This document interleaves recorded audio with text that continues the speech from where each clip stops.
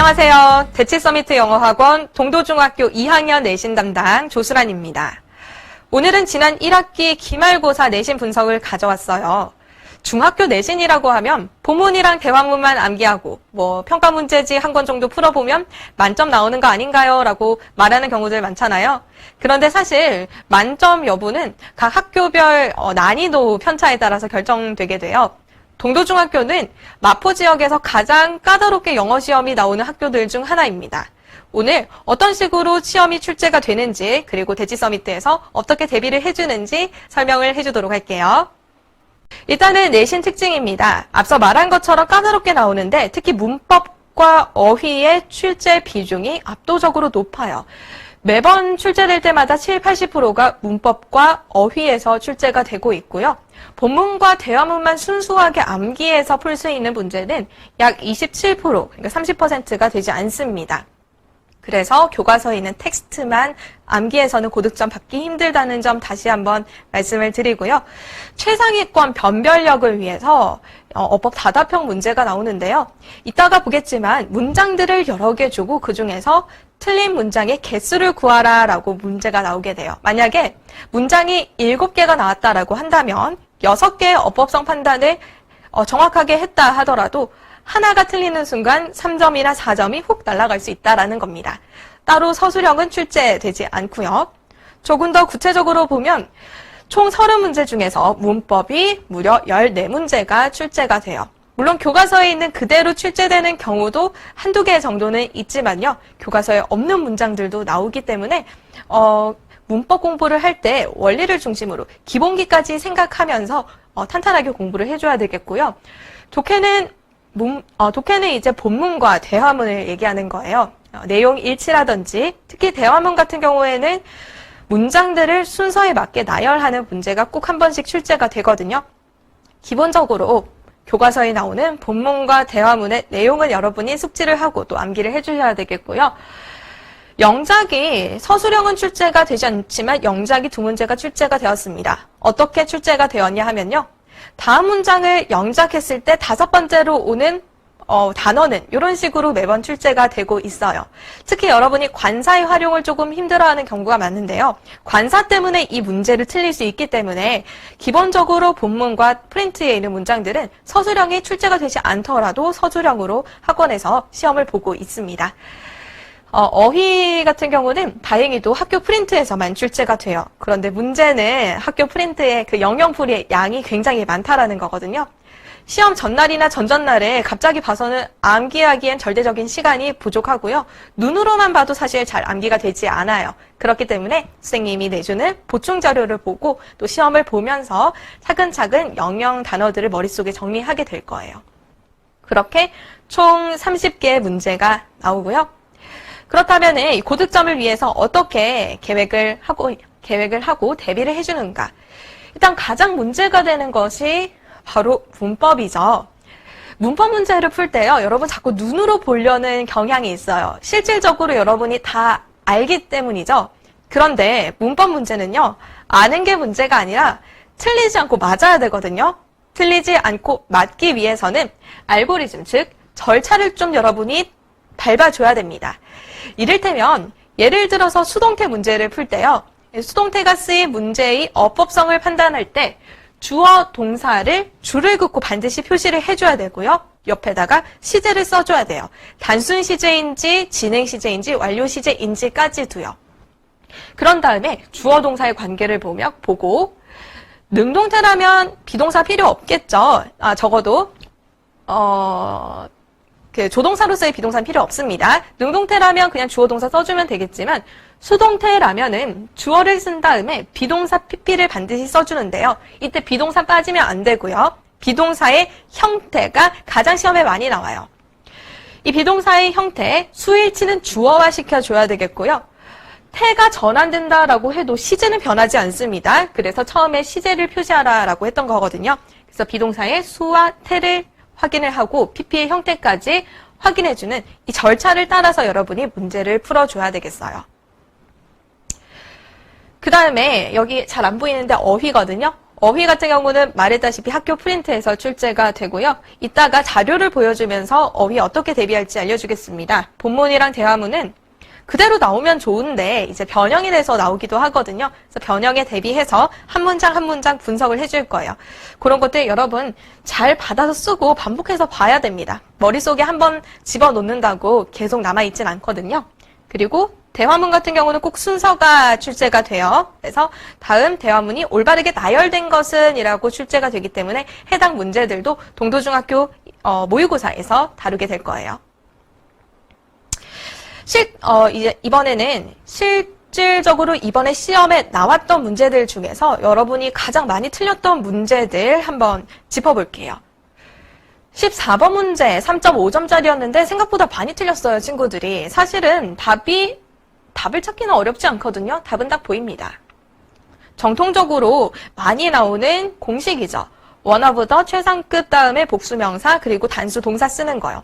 작년에도 이 문제가 출제가 되었었거든요. 근데 작년에는 원어부터 최상급 다음에 복수명사 쓰는 것까지만 출제가 되었는데 올해는 단수 동사 쓰는 것까지 출제가 되었어요. 그래서 주어가 one of the greatest bands에서 진짜 주어의 핵은 one이죠. 그렇기 때문에 동사를 is를 써야 되는데 r을 못 보고 넘어간 친구들이 많았습니다. 왜 그랬을까요? 너무나도 매력적인 오답이 있었기 때문이에요. 여러분 3번 문장 한번 보시겠어요? He gives a listen the best among them. 어느 정도 영어적 감각이 있는 친구들이라면 3번 문장을 보는 순간 굉장히 어색하다라고 느낄 거예요. 실질적으로 이렇게는 잘 안 쓰기 때문인데요. 따지고 보면은 어법상으로는 틀린 게 없습니다. 주어 쓰고 주어 동사 수일치도 잘 시켜줬고요. gives a listen 삼형식으로 써줬고 그 뒤에는 다 부사고 틀린 부분이 없어요. 그렇기 때문에 3번은 맞는 문장이고요. 그래서 여러분이 반드시 감각이 아닌 근거를 대가면서 어법 문제를 풀어야 한다는 점 강조를 드릴게요. 26번도 좀 특이하게 출제가 됐다라고 볼 수 있겠네요. 왜냐하면 보통 이렇게 대화들이 짝지어서 나오는 경우에는 다음 짝지어진 대화들 중 어색한 것은 이런 식으로 출제되는 경우가 더 많거든요. 그런데 이 문제 같은 경우는 어법상 옳은 문제, 어법 문제로 출제가 되었습니다. 답은 1번입니다.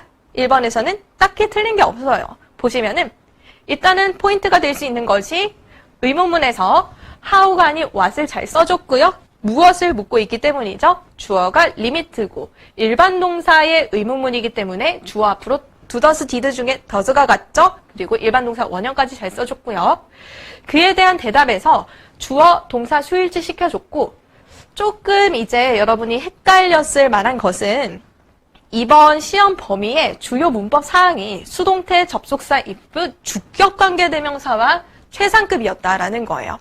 관계대명사, 주격관계대명사, 목적격, 소유격까지 공부를 했는데 전치사 플러스 관계대명사 공부 안 했잖아요. 그래서 여러분이 당황할 수 있거든요. 그런데 그것은 전치사 플러스 관계대명사에 해당하는 부분은 답이 되지 않았습니다. 그리고 something, 주어, 동사, 수일치 잘 시켜줬고요. stop에 대한 목적어 자리에 동명사 오는 것까지 옳은 문장이에요. 1번을 보고 혹시 그래도 틀린 부분이 있지 않을까? 왜냐하면 나는 전치사 플러스 관계대명사를 모르는데 라고 생각한 친구들 있을 수 있잖아요. 다행히도 2번부터 5번까지 쌤이 수업 시간에 매우 강조한 부분들이 출제가 되었습니다. 2번부터 5번까지는 어법상 틀린 부분이라는 것을 충분히 찾을 수가 있었어요. 주격관계대명사의 경우에 강조했던 것이 선행사와 주격관계대명사 뒤에 있는 동사의 수일치 여부였거든요. 2번에서 a person, 단수가 선행사기 때문에 who are이 아닌 is를 써줘야 될 것이고요. 3번에서도 places가 선행사니까 which are를 써줘야 됐을 거예요. 그 다음에 여기서도 주격관계대명사 앞에 a person, 단수 명사가 나왔기 때문에 관계대명사 뒤에 나오는 동사는 competes가 돼야 될 겁니다. 물론 선행사가 사람이냐 사람이 아니냐에 따라서 who 쓸지 which 쓸지 that 쓸지 이 문제가 가장 많이 출제되긴 하는데요. 이번에 동도중학교에서는 너무 쉽다라고 생각하셨는지 출제되지 않았어요. 5번을 이제 많이 틀리셨는데 만약 이거 틀렸다면은 여러분 기본기가 약한 겁니다. 나는 이미 수일치, 비동사, 조동사, 일반 동사 다 공부했어 라고 하면 뭐해요? 시험에서 틀리면 안 되는 거거든요. The members 주어 runs. 모든 절에서의 주어 동사는 수일치를 시켜줘야 되는데 얘는 지금 복수잖아요, 주어가. 그래서 여기 run을 써야 되는데 이 s를 못 봐서 우리 친구들이 5번에서 또 많이 낚이게 되었어요. 이렇게 주요 문법 포인트들 뿐만 아니라 중학교 2학년이라면 정규 교과 과정에서 알아야 할 모든 문법 사항을 다 물을 수 있기 때문에 평소에 문법 실력을 꾸준히 닦아놓는 것이 사실 중요하다라고 할 수 있겠습니다. 그 다음 이렇게 틀린 부분들 표시를 해주고요. 그 다음에 어법상 틀린 문장의 개수는 30번이 사실 오답률이 가장 높았는데요. 무려 4점의 배점을 차지를 했었어요. 틀린 문장은 기역, 니은, 디귿, 리을이었고요. 각각 어떻게 틀렸는가? 기역 같은 경우에는 수동태 문제가 나오면 주어 동사에 반드시 줄을 치고 주어 동사의 관계를 보라라고 했죠. 그것이 수동태 문제 풀이 절차의 1번에 해당했습니다. 섬은 자기가 방문하는 것이 아니라 방문되는 거니까 is visited라고 비동사 플러스 pp를 반드시 써줘야 되겠고요. 니은 같은 경우에는 또 이게 기본기에 해당하는 문제예요. 주어 동사의 수일치죠. 생각해보세요. The bathroom이 주어라면 동사는 is를 써줘야죠. 비동사는 원형이잖아요. 여러분 비동사를 굉장히 무시하는 경향이 있는데요. 이렇게 복합적으로 문제에 나오면 굉장히 헷갈리게 됩니다. 기초문법의 중요성 한 번 더 말씀을 드리고요. 디귿 역시 기초문법이에요. 조동사에 해당하는 거죠. 조동사의 의문문에서 주어 앞으로 조동사 나가고 주어 뒤에는 당연히 동사 원형이 와야 돼요. 그러니까 will the guidelines be changed라고 해줘야 되는데 여기서도 우리 친구들이 역시 기본기를 생각 못해서 많이 틀리지 않았을까 싶습니다. 그리고 리을하고 미음은 사실 학교에서 선생님이 언급을 해주셨어요. 그렇기 때문에 성실하게 학교 수업과 학원에서 주는 문제들 풀었으면 맞을 수 있었을 텐데요.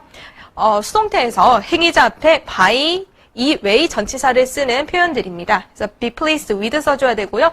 be married to 맞는 문장이고요.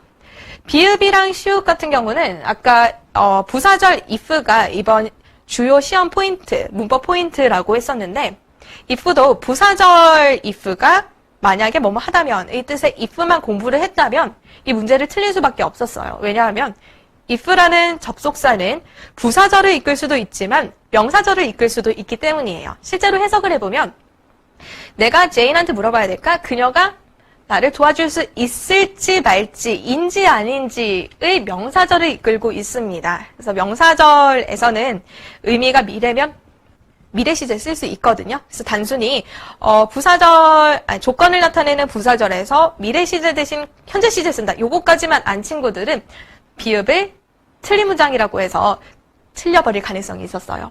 시옷 같은 경우에는 똑같은 if라도요. 해석해보면 만약에 소풍이 취소된다면으로 해석되기 때문에 미래 시제 대신 현재 시제 잘 써줬죠. 이런 식으로 이제 문법이 까다롭게 나온다라는 거 알아두시고요. 여기 대비하기 위해서는 그냥 문제를 양만 많이 풀어서는 그다지 크게 도움이 되지 않아요. 문장 단위에서 어떤 부분이 어떻게 틀렸는지 꼼꼼하게 보고 넘어가야 되거든요.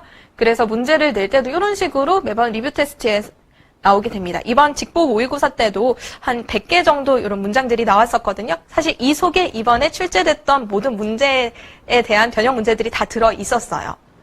그리고 저희가 이제 시험 전에 2회, 3회 정도 동도중학교에 맞춰서 모의고사를 보게 됩니다. 동도중학교 출제 경향에 맞춘 문제를 만드는데요. 어법상 옳은 문장의 개수는 실제로 이번에 모의고사에서 나왔던 문제인데 반드시 이제 개수만 고르는 게 아니라 맞는 문장은 O라고 하고 틀린 문장은 X를 표시한 다음에 틀린 부분을 고쳐야지 정답으로 인정을 해주고 있어요. 그래서 모의고사가 결코 만만하지 않습니다. 생각보다 점수가 굉장히 잘 안 나오고요. 이 과정을 통해서 아주 최상위권 친구들도 본인의 부족한 점이 무엇인지 구멍을 찾아낼 수 있는 모의고사가 되겠다라고 보시면 되겠어요. 이 문제들도 마찬가지로 모의고사에 똑같이 출제됐던 문제들이고요. 이번에는 어휘를 한번 볼게요. 처음에 시험지를 딱 받았을 때 학교 프린트에 영영풀이를 제대로 암기를 안 했던 친구들이라면 굉장히 후회를 많이 했을 거예요. 1번, 2번, 3번이 영영풀이가 그대로 출제가 되었거든요.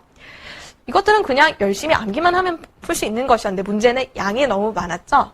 그리고 4번을 보시면 이제 품사를 묻는 문제도 출제가 되었습니다. 단어를 암기할 때요. 반드시 우리말 뜻, 영영풀이, 그리고 품사, 그리고 유의어, 반의어까지 여러분이 암기를 해줘야 돼요. 여기서 답은 동사를 꾸며주는 자리니까 당연히 부사가 되어야 되겠죠. 6번도 역시 영영 뜻풀이로 출제가 되었고요. 그렇다면 이 방대한 영영 뜻풀이는 어떻게 암기를 하는가? 매번 올 때마다 시험을 봐야 됩니다. 이 영영풀이에 해당하는 단어를 쓰고요. 품사까지 쓰게 해요. 그래야지 여러분이 제대로 머릿속에 확실하게 입력이 되게 되고요. 암기를 할 때 가장 좋은 방법은 시험을 쳐보는 거거든요. 시험을 쳐보면 내가 안다라고 생각했거나 실제로 알던 것들도 생각이 안 날 수가 있어요. 매번 올 때마다 영영풀이 시험을 치고 또 유의어, 반의어들 정리를 해주고요. 또 해당 단어의 파생 형태들, 품사에 따른 파생 형태들까지 정리를 해주고 시험을 보게 됩니다. 자, 여기까지 가장 이제 어렵게 나온다라고 하는 문법과 어법 문제들 몇 개 짚어봤거든요. 저희 대치 서미트 네이버 블로그에 가면은 이번 기말고사뿐만 아니라 중간고사 그리고 작년, 재작년까지 동도중학교 시험 문제에 대한 분석 자료들이 있습니다. 여러분 네이버에서 대치 서미트 영어학원 반드시 검색을 하셔서 해당 내용들, 정보들 가져가시고요. 오늘 선생님이랑 같이 하는 설명은 여기까지 이 정도로 마무리하도록 하겠습니다.